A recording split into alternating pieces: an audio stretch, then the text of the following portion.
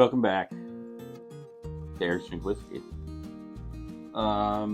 This is actually, we're running down some of our favorite purchases from the last year. It's actually a much more recent purchase than I think any of the other ones were, because we actually bought this one together. Yeah. So, how about you give the history of Old Ezra? Okay. And then we'll transition into chewing the fat on what that means for whiskey today. Long ago, in the dim ages of the past, there was a company, a name, that went by Old Ezra. It was one of the old brands that Heaven Hill used to funnel whiskey to back in the day. Lots of old decanters you would see. They got shipped to Japan and whatnot, and they were labeled Old Ezra. You'd see their main brand was called Old Ezra Old Sippin' Whiskey was the name. All right. Brief synopsis on that. It was Heaven Hill whiskey. 2015 or so, it was last year, I think, that they actually had the actual Old Ezra 7-year 101 brand. But it used to be a 7-year-old age statement, 101 proof. It was 20-something bucks. It was all Heaven Hill distillate. Old Ezra was is a brand owned by Lux Row distillers at the time. They didn't make their own stuff, but they were working on it. Then they did away with that product and created the 7-year-old Cask Strength edition, which is what you see here. All right, it's been out for a couple of years now. Mm-hmm. Up the price of it, so it's Cask Strength, not 101 proof, still 7 years old. Still relatively affordable, $45-50, I guess, give or take. Yeah, that's about what I think. That's about what I paid for it. All right, so that was been around for that's been around about 4 or 5 years. Then we fast forward into the acquisition of MGP of Indiana, buying Lux Row distillers, mm-hmm. And everything all accompanied: Blood Oath, Rebel, Old Ezra, Ezra Brooks, that type of stuff. So they bought that, and now they have all their stock. They have all their names. They've been creating single barrel cask strength products of most of those. So now we have Old Ezra and we have Ezra Brooks. And then Ezra Brooks is a cask strength. Now I know for sure the Old Ezra is Heaven Hill. The Ezra Brooks, don't know. Could be a blend of the two. Could be all Heaven Hill. Could be all MGP. So this was not 100% sure. This was barreled in 2016. So it would be Heaven Hill. Okay. Yeah. So yeah, what we've seen with the Lux Row labels is you used to have there was a Ezra Brooks 101 or there was an Ezra Brooks 101, wasn't it? Ezra Brooks used to be a low brand. It used to be like 80 proof. The Old Ezra was the 101. So then and I bought this bottle probably 3 years ago, and then it's been within the last 2 years. There was a Ezra 99 yep. proof. That's actually a solid drinker. It'll probably make an appearance here on the show soon. We were cruising Total Wine and happened to see this Ezra Brooks Cask Strength. So I believe this will probably replace the Old Ezra 7. Yeah. Once stocks run out. Yeah. We've seen kind of similar stuff with the Rebel line, which was the wheated bourbon. That it was a Rebel 94. Then they came out with the Rebel 100.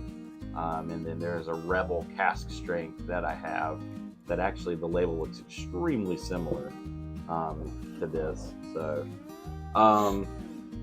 you're fairly certain that this cask strength is still. If it was bottled in 16, that was waiting for or if it was barreled in 16, that was waiting for that acquisition. So I have good faith it is still Heaven Hill.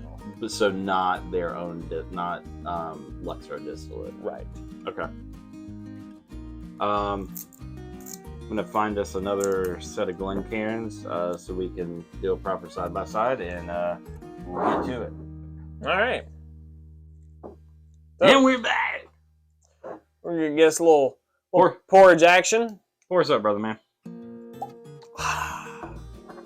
Fresh pop. This is actually one of the first bottles after I got into the whiskey world. I was at one of my little local honey hole stores and I saw it. I said, Eric, tell me about this Old Ezra 7. It's this much. And he said, buy it. Buy it. One of my... I missed the Old Ezra 7 101. I took that for granted. I wish it was back because that was one of the better buys in whiskey you could get. But this is not bad. So this is a maybe 5-year-old.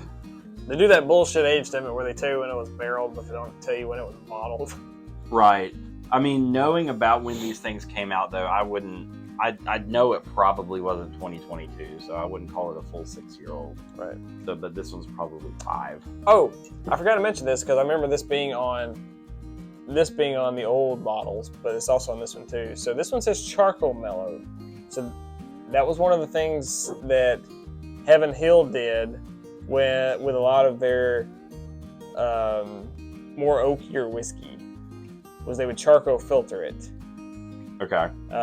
Not to be confused with Tennessee maple charcoal filtering, but they would charcoal filter it after it came out of the barrel. Okay. If it was too tannicky, that's what they would do. But basically, that just is making it a little more of a consistent sellable product. Yeah. Now, looking at these, it's the same bottle. The back label is identical. They've just changed really the front label some. So this one we know is minimum 7-year juice. It's a small batch product. This one we know is probably 5 years old, maybe 6 years old. Right. Single barrel product. So this one's 117 proof. This one's what, 120? Yep. All right. We'll start with the OG first. Old Ezra. Need a card? There you go. All right.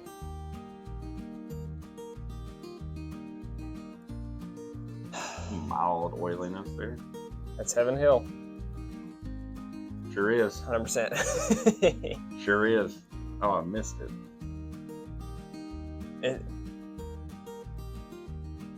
Can we just smell like good brown sugary cracked corn. It's just so I love Wild Turkey. Mm-hmm. I love Four Roses. I love Knob Creek, but nothing quite smells like bourbon, like Heaven Hill. Yeah, that's like, I think we've said that before. Like that's like if we were to describe a bourbon. Like this is the smell. It's got that, dusty barn corn, got some nuttiness. Just enough. It's real nice, Clark. Real nice. She's a beaut.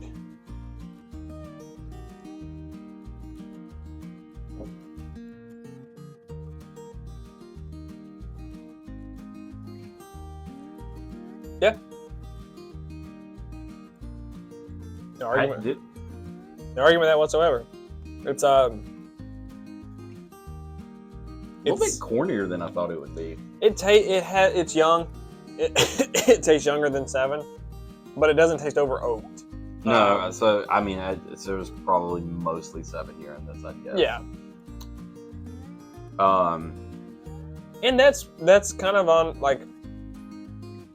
y'all seen me harp on Heaven Hill before, and I know this isn't a Heaven Hill product; it is their whiskey, but I have harped on that same product at this same product, 7 years old at 101 proof versus at $20 versus this at 50. 16 proof points higher is not worth double. Well, and I think we've talked about personally. Yeah, I think we talked about this on the podcast before. Kind of Heaven Hill. historically has done a shit job of keeping up with like The Joneses. the market. Yeah. Because they had the old Fitz, bottled in bond. That was what, $16? It was sub 20. Yeah. It wasn't For years expensive. and years and years and years and years and years. And in a market where you've got your other weeder contemporaries punching $30. So I mean, eventually at some point you gotta keep up. Now my problem with Heaven Hill is they do some hoodoo like they did with the old Fitz, go into larceny, or they Elijah Craig, or they sit with something like Henry McKenna that 4 years ago was a $30 product, 10-year-old single barrel bottled in bond, that now in the course of like 2 seasons is now a $60 product. Now, realistically, it's now in kind of the market with similar products, but they were behind the 8 ball for so long that swing was so drastic that it's just kind of off-putting to the consumer, I think. All that to say, this is pretty good whiskey. It's good. It's not too young. It's not over oaked. It's a great proof. It's got great flavor. Yeah. I'm not mad at it whatsoever. No, it's been definitely one of my favorites. Now, let's see what its younger cousin gives us.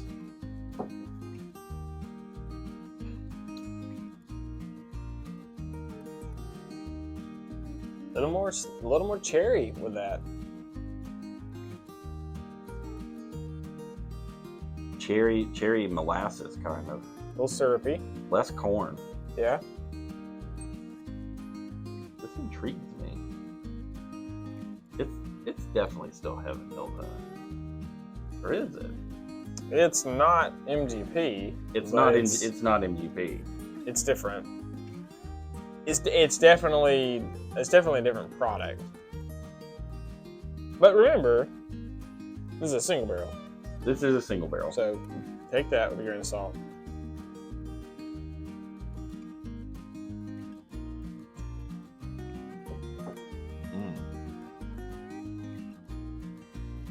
Nope. Youth hit right there. There's some corn. So there's that youth spice. One of the hard. I found this consistent with my tasting notes and nosing notes on certain whiskeys.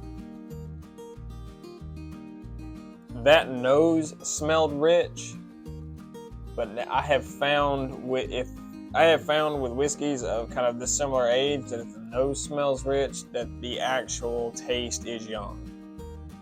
And I don't know how they've done it, but because the noses on these were very different, but nothing like I smelled corn on the nose on this, but it wasn't young corn. No. I tasted young corn, but it was balanced with a lot of brown sugar. This smelled like molasses and syrup, but I got hit with corn. Yeah, now it is a thick, sweet whiskey. But yeah, it's young. Yeah, it's about what I figured it would be. It's still good, but it's a little interesting that now this is kind of the direction that we've gone. What was this price? Was it in the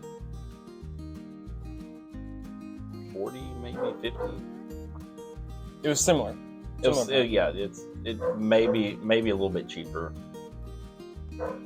In the grand scheme of things, my personal opinion, this is the better. That's the better. Not because it's older. This was taste. Subjectively. Yeah. It's not bad though. Like if I had not had this one, I would not be as mad at this. And I'm still not mad at it, but this one wouldn't be as much of a shift, I don't think. This does not taste like raw, youthful corn like I've had before. Like it's not incredibly young. It's not hyper aged. It's not anything like that. It's just younger. There was I think I sent you a picture of this when I was in Orlando. I bought a bottle of whiskey with Nelson Greenbrier. ABC had it on sale for $20, and then I had a $5 coupon. I got it for $15. It's normally $30. it tasted really young. Mhm. I'm pretty sure it was 3 years old, so it should taste really young. It tasted really young.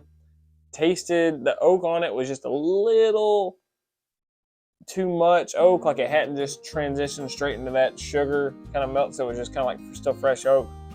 For $15, I wasn't upset at it, but if I'd have paid $30, I would have been. Sure. So you got that comparison with it, but that's not bad. Me personally, I would not buy either of these, because of where I pick price per taste per whatever. But out of the two, this one has it for me. Definitely. But I don't even know that this is going to be a thing anymore. Yeah, we still don't know. I've seen it. Yeah. But I don't know if it's old stock or not. I don't know if it's old stock. I don't know if it's new. Because now it's because this one tells you when it was barreled, distilled, aged, bottled, whatever. This one, that age statement, that company has that age stock. So I don't know when the transition is going to be of what it is. It's like early times being bought by Buffalo Trace. It's like, when is it going to be a Buffalo Trace recipe and not a Brown Foreman recipe? Right. I don't know. Anyway, they're both good whiskeys. They're both not bad buys at what they are. I'm kind of surprised they're as different as they are, but also not surprised, if that makes any sense. Yeah. So. But that's good. That is good if you want a different flavor of a bottle. Right. With relatively the same whiskey. So, anywho, enough harping on them. We both like it. I don't like it that much, but I like it. I'm not mad at it. I'm not sad that I bought it. There's actually been a few bottles that I've been sad that I bought, but this isn't one of them. So, thanks for sitting with us and yammering through this. I've enjoyed this one. I thought this was really cool to see the kind of drastic nature of a similar offering from the same distillery.